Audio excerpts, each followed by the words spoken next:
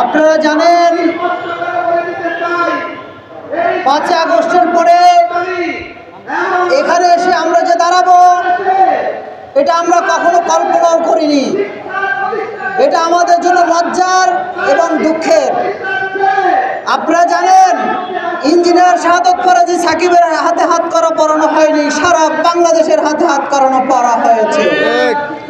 কারণ আপনারা জানেন এই সায়েন্স ল্যাবে ইঞ্জিনিয়ার শাহাদত ফরাজী সাকিব সেই কোটা আন্দোলন থেকে অগ্রভূমিকায় ছিল।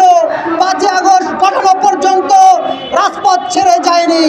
আপনারা পত্র পত্রিকায় দেখেছেন, টক শোতে দেখেছেন, প্রত্যেকটা জায়গাতে দেখেছেন যে কি অবস্থা তৈরি হয়েছিল। সেই শাহাদত ফরাজী সাকিবের সেই ভূমিকাগুলো আপনারা দেখেছিলেন। সাংবাদিক ভাইয়েরা জানেন আজকে তাকে একটা বইপর মিথ্যা মামলায় তাকে আটক করে জেল হাজতে পাঠিয়েছে। আমাদের হৃদয়ে রক্তক্ষরণ হচ্ছে, এটা আমরা কোনোভাবে মেনে নিতে পারছি না। জুলাই অভ্যুত্থানে যারা রক্ত দিয়েছেন তাদের রক্তের সাথে বেইমানি করা হচ্ছে। আজকে যারা সরকারে রয়েছেন, যারা আজকে সমন্বয়ক রয়েছেন, নাগরিক কমিটি গঠন করেছেন, ভাই আপনাদের কাছে প্রশ্ন, এই শাহাদত ফরাজী সাকিবকে কি আপনারা ভুলে গিয়েছেন?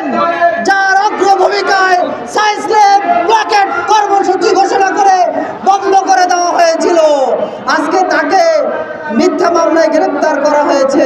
আমরা লজ্জিত হই। আমরা লজ্জিত হই যখন যারা এখনো কাজীর বেশে পার্বত্য চট্টগ্রামের সৈনিকদেরকে পিছিয়ে দিচ্ছেন, যারা আজকে এখনো জীবন দেওয়ার জন্য সেই 5 আগস্ট গিয়েছিলেন, কিন্তু তারা হয়তো মৃত্যুবরণ করেন নাই, বেঁচে আছেন, কিন্তু তাদেরকে নিয়ে ষড়যন্ত্র কোনোভাবে পাহাড়ের জনগণ মেনে নেবে না। আমরা এটা কোনোভাবে মানতে পারি না। এই মুহূর্তে আপনাদের সম্মুখে